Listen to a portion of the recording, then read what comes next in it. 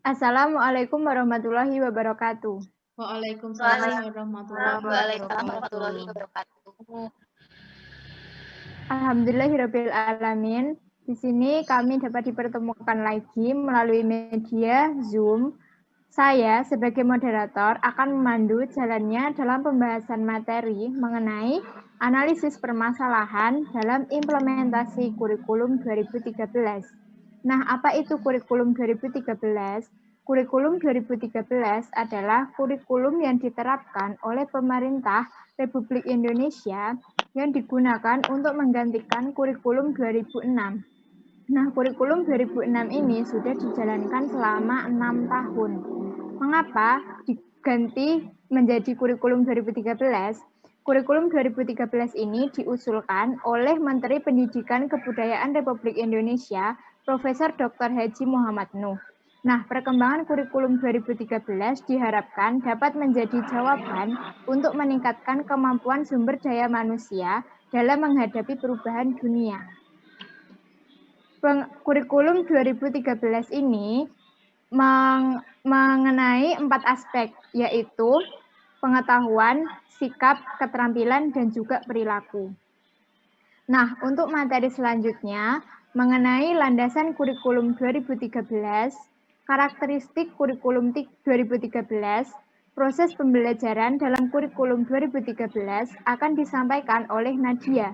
Kepada Nadia, saya persilahkan. Nah, pada landasan kurikulum 2013 terdapat landasan filosofis, landasan yuridis, landasan historis rasional, landasan sosiologis, landasan psikologis, dan landasan empiris. Yang pertama yaitu landasan yuridis kurikulum 2013. Nah, pada landasan yuridis kurikulum 2013 itu adalah Pancasila, ada Undang-Undang Dasar 1945, ada juga Undang-Undang Nomor 20 Tahun 2003 tentang Sistem Pendidikan Nasional. Lalu, lebih lanjut, pengembangan kurikulum 2013 diamanatkan oleh RJPMN dan juga Instruksi Presiden Republik Indonesia tahun 2010 tentang pendidikan karakter, pembelajaran aktif, dan juga pendidikan kewirausahaan. Yang kedua, ada landasan filosofis. Warisan nilai dan prestasi bangsa di masa lalu dikembangkan untuk kehidupan masa depan. Sehingga ketiga dimensi kehidupan bangsa, yaitu pada masa lalu, masa sekarang, dan masa yang akan datang, menjadi landasan filosofis pengembangan kurikulum. Yang ketiga adalah landasan historis rasional. Sejak tahun 1945 sampai tahun 2013, kurikulum telah mengalami perubahan. Pengembangan kurikulum 2013 bertujuan agar peserta didik mempunyai potensi menjadi manusia yang berakhlak mulia, sehat, berilmu cakap, kreatif, mandiri, dan juga menjadi warga negara yang demokratif serta bertanggung jawab. Lalu selanjutnya ada landasan sosiologis. Siswa berasal dari masyarakat dan diarahkan agar mampu terjun dalam masyarakat. Karena itu, kehidupan bermasyarakat dan budaya bernegara dengan segala karakteristiknya harus menjadi landasan inti dan titik tolak dalam melaksanakan pendidikan. Lalu ada landasan psikologis.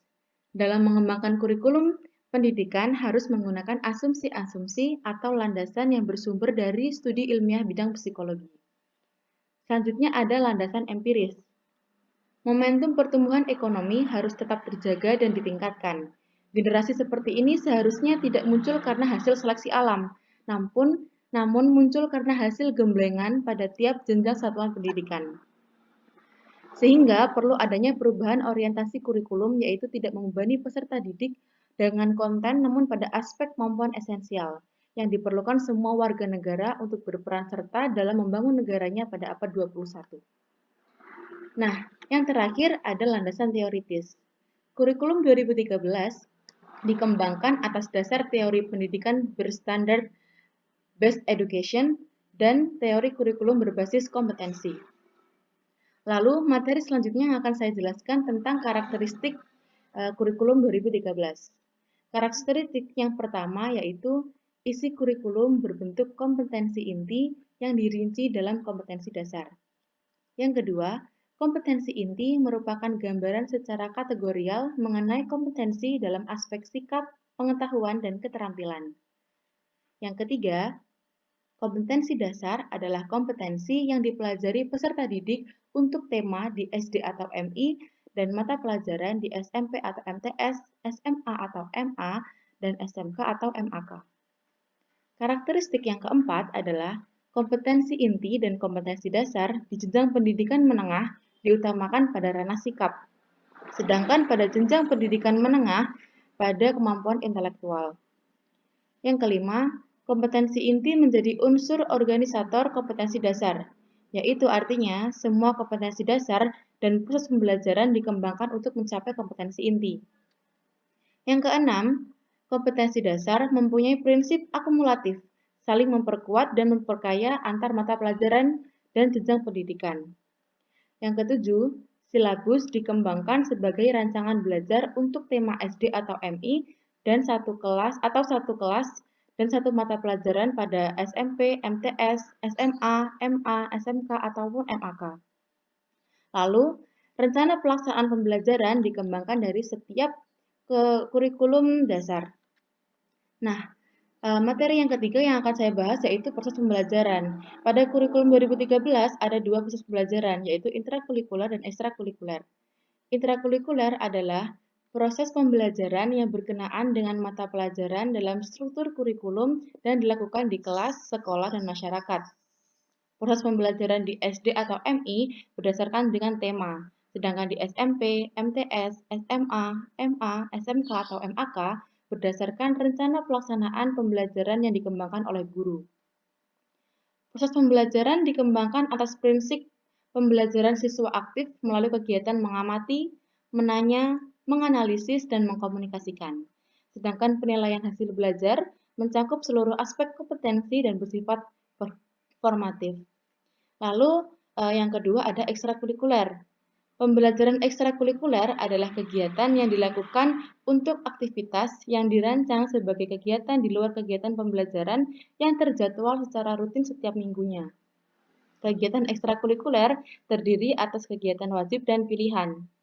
Kegiatan ekstrakurikuler ini nantinya akan dinilai dan hasilnya digunakan sebagai unsur pendukung kegiatan intrakurikuler. Sekian yang dapat saya sampaikan, saya kembalikan ke moderator. Baik, terima kasih kepada Nadia yang telah menyampaikan materi tersebut. Selanjutnya, materi mengenai prinsip analisis kurikulum 2013, struktur kurikulum 2013, SD, struktur kurikulum 2013 SMP, struktur kurikulum 2013 SMA akan disampaikan oleh Isti. Kepada Isti, saya persilahkan. Baik, terima kasih atas waktu yang diberikan. Langsung saja materi yang pertama, yaitu prinsip untuk kurikulum 2013. Ada beberapa prinsip, diantaranya yaitu kurikulum didasarkan pada standar kompetensi yang ditentukan oleh satu satuan jenjang pendidikan dan program pendidikan. Kemudian yang kedua yaitu model kurikulum berbasis kompetensi. Di sini yaitu kompetensi sikap, keterampilan. Kemudian yang ketiga yaitu kurikulum harus tanggap. Nah, harus tanggap terhadap apa? Di sini kurikulum harus tanggap terhadap perkembangan ilmu pengetahuan dan teknologi. Kemudian yang keempat yaitu kurikulum harus relevan dengan kehidupan atau dengan kebutuhan hidup. Kemudian selanjutnya yaitu kurikulum harus didasarkan dengan kepentingan nasional dan daerah. Dan yang terakhir yaitu penilaian hasil belajar ditunjukkan untuk mengetahui dan memperbaiki pencapaian kompetensi. Hal ini bertujuan untuk mengetahui seberapa besar kemampuan siswa. Kemudian materi selanjutnya yaitu analisis kurikulum 2013. Di sini ada beberapa faktor untuk mengembangkan kurikulum 2013. Yang pertama yaitu faktor tantangan masa depan. Apa saja sih yang tantangan masa depan itu? Nah, seperti arus globalisasi, lingkungan hidup, dan ekonomi berbasis kompetensi. Terus kemudian yang kedua ada kompetensi masa depan. Di sini kita dituntut untuk berpikir jernih dan kritis. Kemudian yang ketiga yaitu fenomena yang mengemuka seperti perkelahian, korupsi, kecurangan dalam ujian. Kemudian materi selanjutnya yaitu struktur kurikulum dari SD, SMP, dan SMA. Yang pertama yaitu struktur kurikulum SD dibagi menjadi 2 kelompok, yaitu kelompok A terdiri dari aspek afektif, yaitu terdiri dari mata pelajaran agama, PPKN, matematika, dan bahasa Indonesia. Kemudian dari kelompok B yaitu orientasi aspek afektif dan psikomotorik. Di sini ada mata pelajaran keterampilan dan penjaskes. Di sini biasa disebut dengan mata pelajaran tematik. Kemudian yang kedua yaitu struktur kurikulum 2013 untuk SMP. Di sini juga dibagi menjadi 2 kelompok, yaitu kelompok A terdiri dari orientasi aspek afektif dan intelektual. Mata pelajaran di sini yaitu PPKN, Bahasa Indonesia, Matematika, IPA, IPS, dan Bahasa Inggris. Kemudian dari kelompok B yaitu terdiri dari orientasi aspek afektif dan psikomotorik. Di sini ada mata pelajaran seni budaya, penjaskes, dan prakarya. Kemudian yang terakhir, struktur kurikulum SMA ini dibagi menjadi 2, mata pelajaran wajib dan pilihan. Biasanya dari pilihan itu peserta didik menyebutnya dengan peminatan. Sekian dari materi dari saya. Baik, terima kasih kepada Isti yang telah menyampaikan materi. Selanjutnya, materi mengenai pola perubahan paradigma, pola pikir kurikulum 2013, dan karakteristik kurikulum 2013 akan disampaikan oleh Cici. Kepada Cici, saya persilahkan. Baik, terima kasih atas kesempatan yang telah diberikan kepada saya. Di sini saya akan menjelaskan materi yang pertama tentang pola perubahan paradigma atau pola pikir kurikulum 2013. Nah, di pola pikir kurikulum 2013 ini ada beberapa hal. Yang pertama itu ada materi. Dalam materi sendiri berupa standar kompetensi lulusan yang merupakan diturunkan dari kebutuhan. Ada juga standar isi yang diturunkan dari standar kompetensi lulusan melalui kompetensi inti yang bebas mata pelajaran. Nah, semua mata pelajaran ini juga harus berkontribusi dalam pembentukan sikap, pengetahuan, maupun keterampilan. Mata pelajaran ini diturunkan dari kompetensi yang ingin dicapai dan diikat oleh kompetensi inti. Juga mengakomodasi konten lokal, nasional, maupun internasional. Hal yang kedua itu ada proses. Nah, di dalam proses sendiri itu ada beberapa aspek. Aspek yang pertama itu ada aspek sikap dan perilaku. Maksudnya itu kita diharapkan dapat menerima, menjalankan, menghargai, menghayati, dan mampu mengamalkan. Contoh dari sikap sendiri itu ada sikap disiplin, jujur, tanggung jawab, serta contoh perilaku sendiri itu ada perilaku hidup sehat, perilaku cinta perdamaian, dan lain sebagainya. Dan aspek yang kedua itu ada aspek keterampilan. Maksudnya itu kita diharapkan dapat menanya, mencoba, mengolah, menyaji, menalar, dan mampu menciptakan.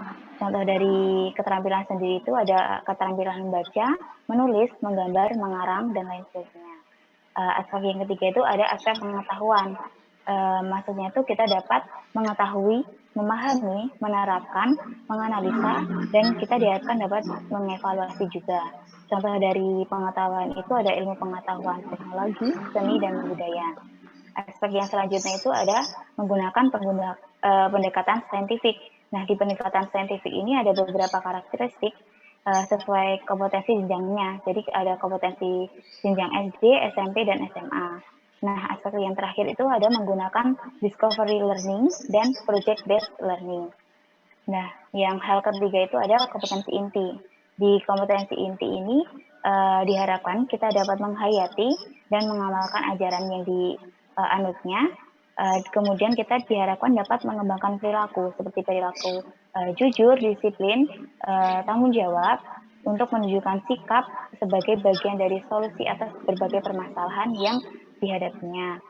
Kemudian kita diharapkan dapat memahami dan menerapkan pengetahuan baik faktual, konseptual, maupun prosedural dalam ilmu pengetahuan. Dan yang terakhir itu kita diharapkan dapat mengolah, menalar, dan menyaji dalam ranah konkret maupun ranah abstrak. Hal yang terakhir itu ada penilaian. Nah, penilaian di sini ada penilaian berbasis tes dan non-tes atau yang disebut portfolio, dan ada juga menilai proses dan output dengan menggunakan authentic assessment. Dan yang terakhir itu menggunakan rapor. Nah, di rapor sendiri ini memuat penilaian kuantitatif tentang pengetahuan dan pengetahuan kualitatif tentang sikap dan keterampilan kecukupan. Saya akan membahas materi yang selanjutnya itu tentang karakteristik kurikulum 2013. Karakteristik kurikulum 2013 ini yang pertama ada mengembangkan keseimbangan antara pengembangan sikap dengan kemampuan intelektual dan psikomotorik. Nah, yang kedua itu ada sekolah tidak terpisah dari masyarakat karena kurikulum memberikan pengalaman belajar terencana di mana peserta didik menerapkan apa yang dipelajarinya di sekolah ke masyarakat. Nah, yang ketiga itu mengembangkan keterampilan menerapkan untuk setiap pengetahuan yang dipelajarinya. Yang keempat itu struktur kurikulum sendiri bentuknya sederhana dan dalam jumlah mata pelajaran maupun KD-nya. Yang kelima, isi kurikulum yaitu kompetensi yang dinyatakan dalam bentuk kompetensi inti, kemudian dirinci secara lebih lanjut dalam bentuk kompetensi dasar atau KD. Nah, ciri yang keenam itu ada kompetensi inti atau KI itu bukan merupakan gambaran kategorial, tetapi merupakan interaktif mengenai kompetensi dalam aspek sikap, pengetahuan, dan keterampilan kognitif. Karakteristik yang ketujuh itu ada kompetensi dasar atau KD yang merupakan kompetensi yang dipelajari peserta didik dari jenjang SD, SMP, maupun SMA. Karakteristik ke-8 ada kompetensi inti dan kompetensi dasar di jenjang pendidikan, terutama sekolah dasar itu diutamakan pada ranah sikap, sedangkan pada jenjang sekolah menengah berimbang pada kemampuan intelektual atau kognitif yang tinggi. Yang selanjutnya ada kompetensi inti menjadi unsur pengorganisasian kompetensi dasar atau KD, dan proses pembelajaran dikembangkan untuk mencapai kompetensi yang dinyatakan dalam bentuk kompetensi inti. Dan yang ke-10 ada kompetensi dasar dikembangkan didasarkan berdasarkan prinsip akumulatif, saling menguatkan dan memperkaya. Dan karakteristik yang terakhir itu ada silabus yang dikembangkan sebagai rancangan belajar untuk satu tema seperti SD atau MI. Silabus tercantum seluruh kompetensi dasar atau KD untuk tema atau mata pelajaran di kelas tersebut. Sekian materi yang dapat saya jelaskan. Selebihnya saya kembalikan kepada moderator. Baik, terima kasih kepada Cici yang telah menyampaikan materi tersebut. Materi selanjutnya mengenai permasalahan implementasi kurikulum 2013 dan kekuatan maupun kelemahan kurikulum 2013 akan disampaikan oleh Fatimah. Kepada Fatimah, saya persilahkan. Baik, terima kasih. Selanjutnya saya akan membahas materi tentang permasalahan implementasi kurikulum 2013. Implementasi kurikulum 2013 akan menemui sejumlah masalah di lapangan. Selain persoalan paradigmatik seperti mengubah mindset guru tersebut, ada problem teknis yang berkaitan dengan perubahan struktur kurikulum yang menyebabkan adanya pelajaran yang hilang maupun bertambahnya jam. Lalu, meskipun tujuan baru itu baik, namun pelaksanaan di lapangan harus mendapatkan beberapa banyak persoalan dan perbaikan. Persoalan-persoalan yang muncul di antaranya, yang pertama, guru sebagai manajer di kelas belum memahami besar implementasi kurikulum 2013. Yang kedua, kurangnya buku panduan pelajaran dari pemerintah pusat. Yang ketiga, buku siswa yang idealnya juga dimiliki siswa dengan komposisi satu buku satu siswa masih belum dapat disediakan dengan cukup oleh pemerintah. Yang keempat, sistem rapor. Yang kelima, terdapat beberapa daerah yang memaksakan diri dalam pelaksanaan kurikulum 2013. Yang keenam, penghapusan mata pelajaran TIK atau teknologi informasi dan komputer.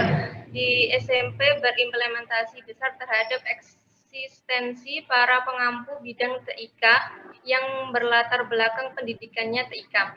Lalu selanjutnya yang ketujuh, penjurusan atau peminatan di SMA. Yang dimulai begitu murid masuk di kelas 1 menimbulkan persoalan manajerial baru ialah persyaratan pemilihan jurusan atau minat.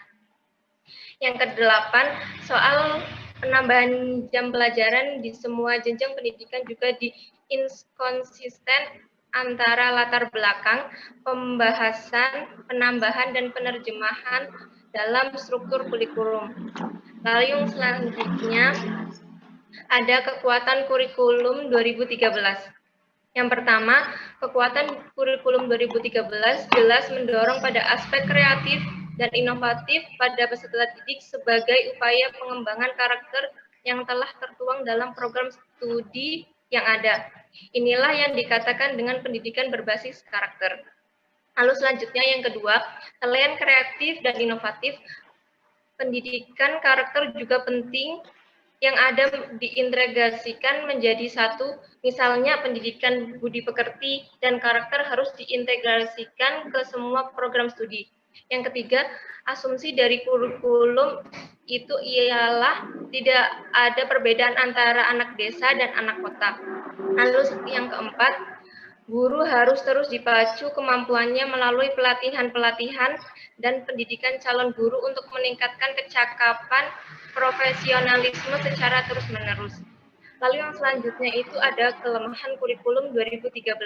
Pertama, kurikulum 2013 bertentangan dengan Undang-Undang Nomor 20 Tahun 2003 tentang Sistem Pendidikan Nasional karena menekankan pengembangan kurikulum hanya didasar pada orientasi pragmatis. Lalu selanjutnya yang kedua, guru tidak pernah dilibatkan langsung dalam proses pengembangan kurikulum 2013. Selain itu, kurikulum 2013 tidak didasarkan pada evaluasi dan pelaksanaan kurikulum tingkat satuan pendidikan KTSP atau 2013, tahun 2013. Lalu, sehingga dalam pelaksananya bisa membingungkan guru dan pemangku pendidikan. Lalu yang ketiga, tidak adanya keseimbangan antara orientasi proses pembelajaran dan hasil dalam kurikulum 2013. Yang keempat, pemerintah mengintegrasikan mata pelajaran ilmu pengetahuan alam dan ilmu pengetahuan sosial dalam pelajaran bahasa Indonesia untuk jenjang pendidikan dasar. Itu yang dapat saya sampaikan, selebihnya saya serahkan kepada moderator. Terima kasih. Baik, terima kasih kepada semua teman-teman yang telah menyampaikan materi mengenai kurikulum 2013. Nah, dari penyampaian materi itu dapat disimpulkan bahwa kurikulum 2013 adalah kurikulum yang dijalankan, yang diterapkan pemerintah dalam pembelajaran SD, SMP, maupun SMA. Nah, dari kurikulum 2013 ini, peserta didik dituntut untuk aktif dalam pembelajaran.